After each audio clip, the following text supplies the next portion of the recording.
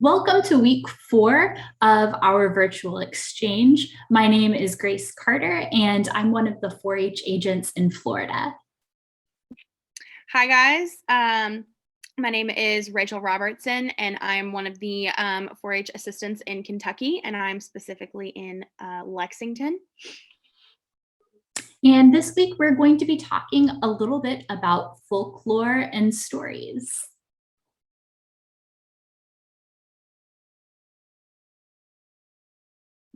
So folklore is a really important part of each individual culture across the world.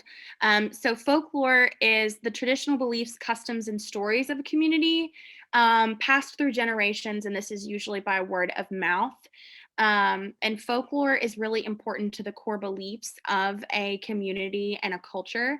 It's generally how that they convey their values. It's how they convey what they deem important in nature and in society. And so folklore is a really important bit, and I'm very excited that Grace and I get to cover it.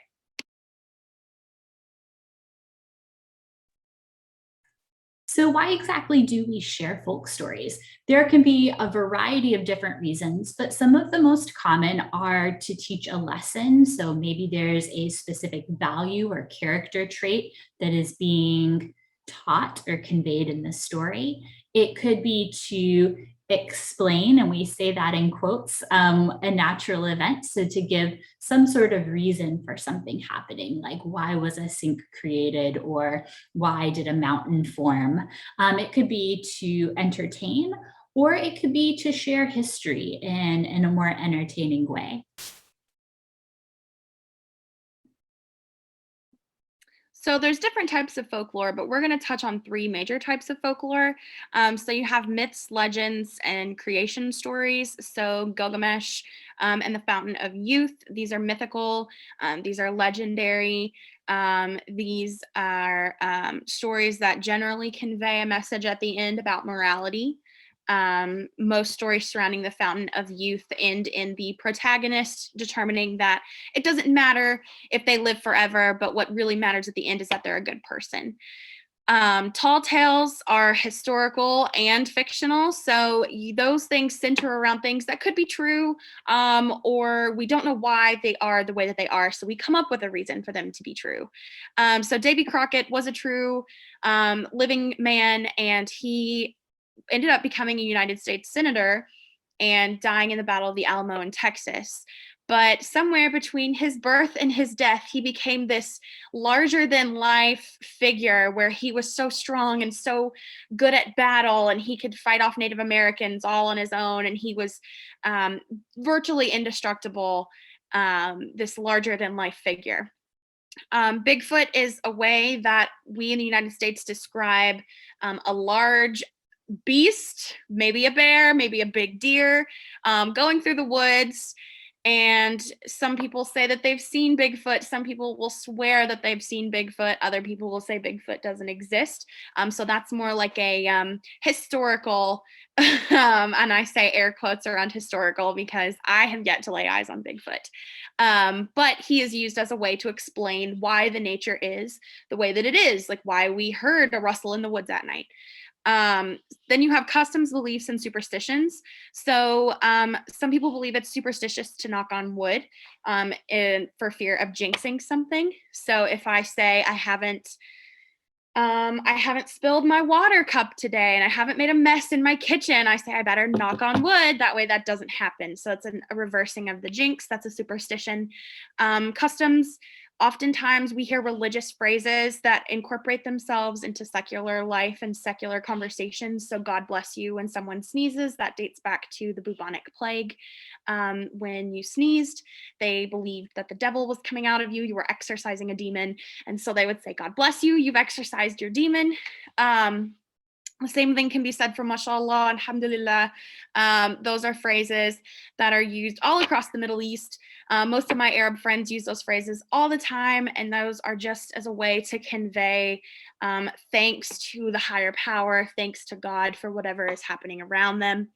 And then, of course, bless your heart. Bless is a religious phrase, but it may not be the nicest phrase that you hear, especially in Kentucky. If someone tells you, oh, bless your heart, that is an insult. It is very rude. It is very mean. And it is not a nice thing to say to someone.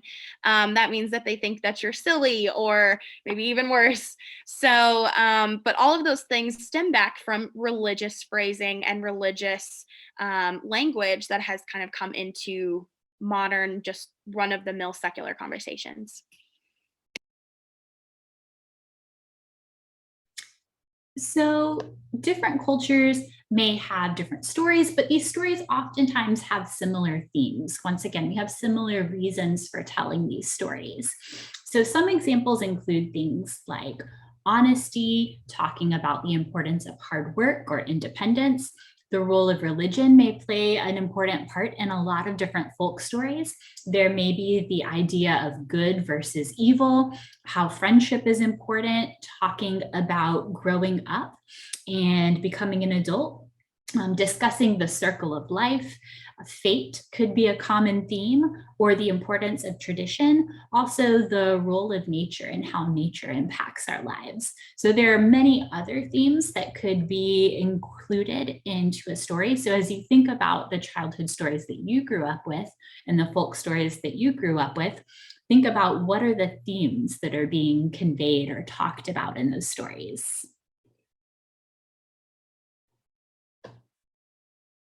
So finally, there are different ways that folklore can be shared.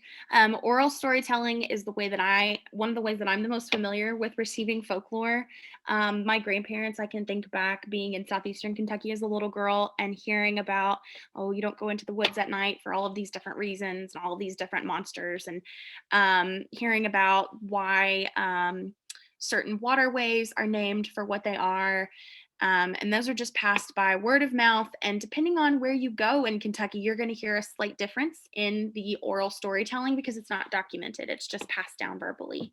Then you have recorded stories. And so a lot of times historians will travel different regions and try to get those oral stories and record them for years to come, or they can just be recorded where you have poets or writers who write short stories that kind of record the stories of their region.